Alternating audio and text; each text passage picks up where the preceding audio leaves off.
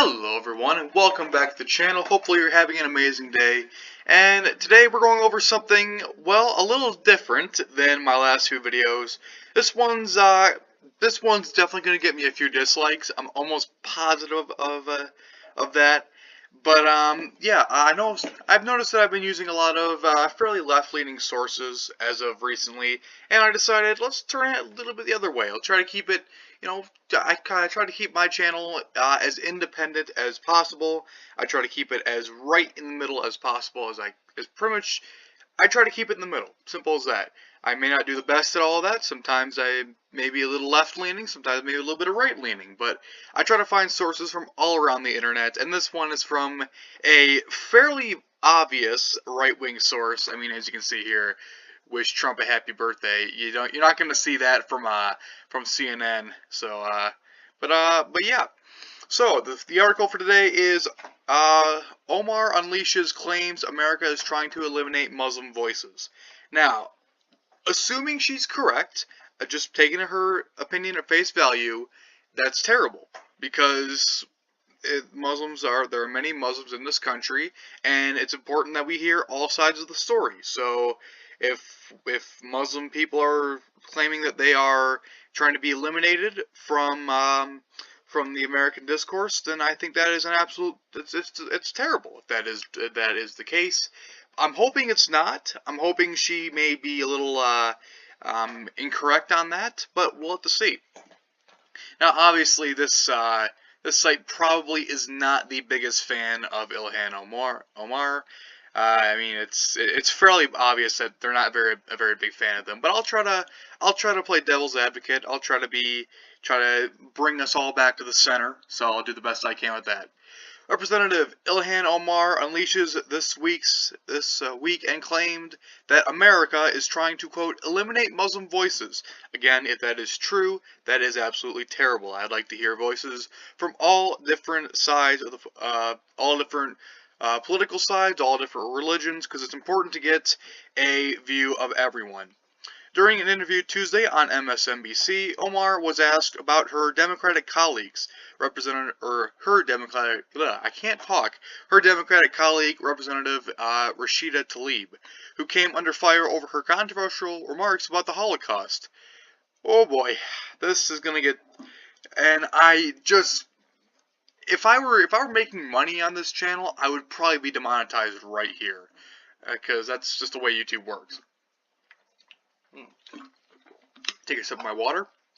Alright, so yeah, I don't know exactly what she said about the Holocaust, but I know that over the past couple decades and further, in some Muslim countries, not saying all, because I don't want to get absolutely destroyed in the comment section, some people that are Muslim have a tendency to not be the most accepting of Jewish people, so I'm just going to throw that out there, and hopefully I do not get destroyed in the comment section. Please be respectful of other people who wish to comment, because I don't want to see Islamists in the comment section, and that is an ideological view, so that's not attacking anyone. That is an actual ideology. I don't want to see them going after white supremacists. I want everyone to calm down, take a step back, because oh boy, this is already a bad idea. Okay, Omar insisted that the backlash is designed to silence and eliminate Muslim voices. So yeah, Muslim voices, whether they're on the right or the left, need to be heard because their opinion matters just as much as your opinion.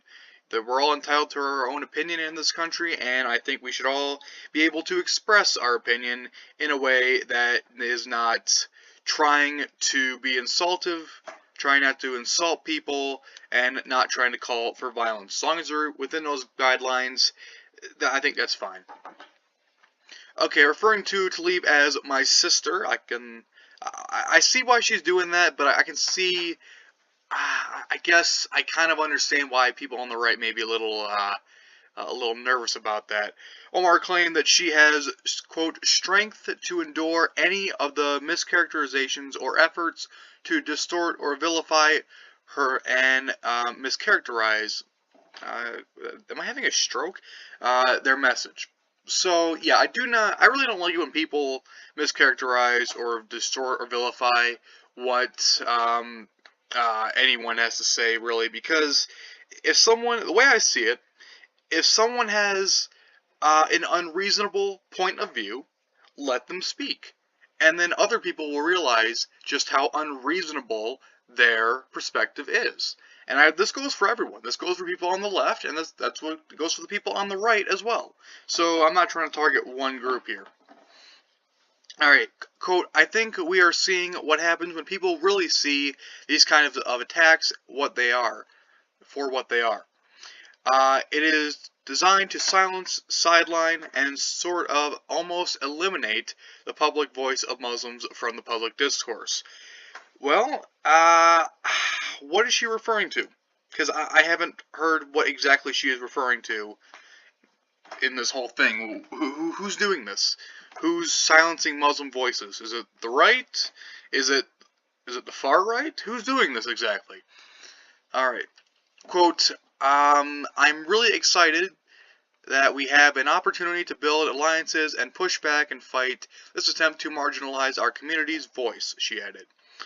Well, it depends on which community she's talking about. Is she talking about the Islamic community? Is she talking about the community that voted her into office? I don't know which community she's exactly talking about. Quote, it is time for us to make sure that we don't fall. It's important for us to make sure that we don't allow for them to use any misunderstanding there might be to divide us, and we collectively work together against the collective hate that is coming from the right wing and white supremacy, Omar continued. Alright, so there is a big difference between the right wing and white supremacy. White supremacy, yes, they are on the right, but they are on the far right. What I like to call the unreasonable right. The right wing that is hateful against people that don't look like them. And I personally find white supremacists to be just terrible people in general. But there are many people on the right that are upstanding people, and you'll find this throughout all of America. There's people that are on the right that are just upstanding citizens, as there are on the left. But it's kind of irresponsible to lump right-wing and white supremacy into the same category, because that makes it seem like everyone who's right-wing is a white supremacist, and I know for a fact that is completely and 100% false. So, there is a video here. I will leave the link to it in the description. I already watched it, but, if you do want to watch this video on your own, link is in the description, but I'm going to play it now. This is not my own video. I do not own this or claim to own this. So let's play this. Republicans are now on day 2 of their latest sustained round of bad faith attacks against Democratic Congresswoman Rashida Tlaib. This time, it's for expressing the personal meaning she derives from her ancestors' land in what is now Israel, being used to create a safe haven for Jews after the horrors of the Holocaust. That sentiment has been twisted in truly odious ways, from an accusation of anti-Semitism by the Republican National Committee Chair Romney McDaniel, to absolutely vile remarks from Wyoming Republican Congresswoman Liz Cheney suggesting that Tlaib was trying to delegitimize Israel. But among Tlaib's supporters is one of her most stalwart defenders, Congresswoman Ilhan Omar. Omar and Tlaib are the only 2 Muslim American women in Congress, and they have consistently had each other's backs as they have each endured a series of attacks. Today, Congresswoman Omar, along with her Jewish colleague, Congresswoman Jan Schakowsky of Illinois, wrote an op-ed calling for building alliances between the members of the Muslim and Jewish faiths and for an end to bigotry. Now, okay, so just a quick comment on this. I'm all for putting an end to bigotry and racism and everything. But here's the thing, people on the left wing have a tendency to describe racism as, they define racism as something that people on the right would not define as racism. For instance, like what do you consider microaggressions? People on the right would consider those curiosity, or just maybe just not knowing what's going on. While people on the left have a tendency to be quicker to call racism, will call it racism, for example. So it's like, sometimes I lean slightly right on that. I don't think that all microaggressions are they're not racist. I do believe that maybe in some cases there is a racist intent, but that's the thing. I don't know, but microaggressions are, in my opinion, they're kind of dumb. But what am I saying now? All right, let's get back to the video. Democratic Congresswoman Ilhan Omar of Minnesota is here with me now. Congresswoman, I want to talk about your op-ed, but first I want to ask how you, given the experience you've had in the sort of center of firestorms, how you are interpreting what is happening right now with respect to your colleague Rashida Tlaib's comments. Hi, Chris. It's really good to be here with you. You know, I tell my sister, Rashida Tlaib, that her and I have the strength to endure any of the mischaracterization or efforts to distort and vilify and mischaracterize our message. And I think we are seeing what happens when people see these kind of attacks for what they are. It is designed to silence, sideline, and sort of almost eliminate. Hold on. If people are calling out a member of Congress for something stupid they did, that's not like a personal attack. That's calling someone out for something stupid they said. You're open to criticism. You're an elected public official. You are open to criticism, just like I'm open to criticism on YouTube. That not every comment you get that you don't like is exactly hateful. It could just be someone saying, "Hey, you said something stupid. Don't say that again, all right? If you're saying something stupid, call me out. Call everyone out if someone says something that you don't like. Unless it's like something, as long as it's not like a joke or anything. If you're getting called out for a joke that was, an actual joke, that's bad. But if you're, an elected official, chances are that if someone is calling you out, it's probably not because of them being a hateful person. I know many people have called out. I don't know if it was Ilhan Omar or Rashida Tlaib, but they were saying some rather anti-Semitic things, and I don't know. I haven't heard what they have said, but I have heard they have said things that are anti-Semitic, and I think that's terrible, and I think they should be called out.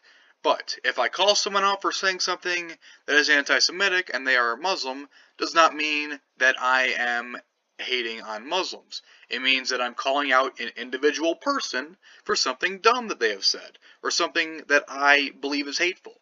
So if I call you out for something that is hateful, that doesn't mean that I'm hateful. That means I'm calling someone out for being hateful. If you were Christian, it doesn't matter. It doesn't matter what religion or race you are. If you're saying something hateful, you're going to get called out for it. That's the way I see it. Let's get back to the video. Eliminate public voice of Muslims from the public discourse. And so I'm really excited that we have an opportunity to build alliances and push back and fight this attempt to marginalize our community's voice. I would like to hear who exactly is trying to marginalize the voice of Muslims in America. Who exactly is doing this? What exact organization is doing this? Because if someone is actively, or some group is actively trying to keep Muslims from speaking their opinion, I would like to find out who these people are so that I can call that group out. I'll do an entire video if I find out who's doing that. But who is it? Who exactly is trying to keep Muslims from speaking? Please tell me. I would love to know so that I can call those people out as well. So I'd just like to know. That's all I'm saying. You had this op-ed with Jen Schakowsky today talking about the shared interests of Jews and Muslims in sort of fighting bigotry and white nationalism and white nationalist violence. And I think we all have an interest in fighting white nationalism and bigotry and everything. But I think we have a difference of opinion of how we should go about it. The way I'm seeing it is from the left is shutting them down and silencing them, which that does not work, because what I've been saying earlier, if unreasonable people are not allowed to share their opinions, then people won't know how unreasonable they are and will be more likely to join with them. But what my ideas are, is that if you allow unreasonable people to speak and say what they have to say, then people will see just how unreasonable and hateful and whatever their opinions are, and will be much less likely to say those things. Just like, for example, if the KKK decided to go into have a rally in, I don't know, let's say somewhere here in Michigan, I wouldn't attend it. I would not attend it. I'd probably be home doing this. But it doesn't mean I would want them to be shut down unless the KKK was in that instance actively trying to hurt someone or violate the law in some way. Then yes, that's a problem. But if they're just there having a rally or whatever and not doing anything that is violent, then yes, I would allow them to have it. Doesn't mean I support anything the KKK says. I think those people are the kind of the worst people in society, in my opinion. But doesn't mean I don't want them speaking. It goes back to the old thing. I may not like what you're saying, but I will support your right to say it. Let's keep going. I wonder what your experience has been, because obviously I think there's some folks who've come after you in bad faith, but there are some who were offended in good faith by things that you said or tweeted about allegiance to Israel, or a tweet about it all about the Benjamins vis-a-vis money. And there are folks who consider themselves progressive. Wait.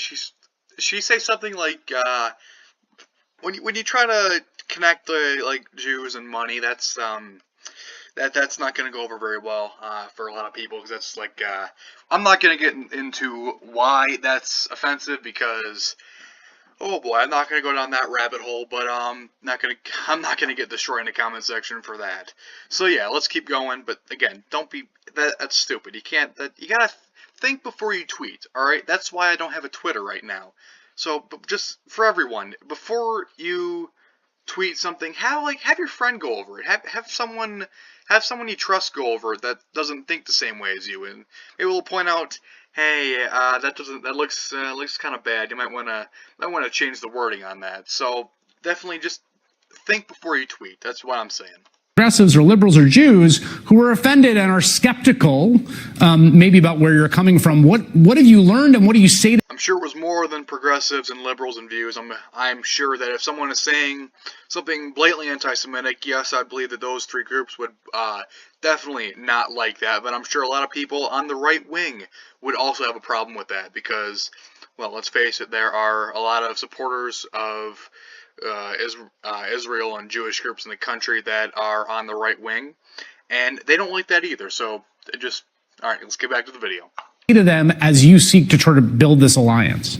I mean, the one thing that Jen and I realized was that when you see something wrong, that you have to use your influence and your voice to speak out against it. And what we have noticed is that there is a threat. Our communities are being terrorized by white supremacy. We've seen the. Wait. Okay. If your groups are being, if your communities are being terrorized by white supremacists, then really, and how exactly is this? Like the Klans marching down the street or something like that, or is it like online? Because there's a big difference between the two. So what exactly do you consider being terrorized, and how is it happening exactly? That's just my question. The attacks on synagogues, we've seen the linkage that they have to people who seek to terrorize mosques.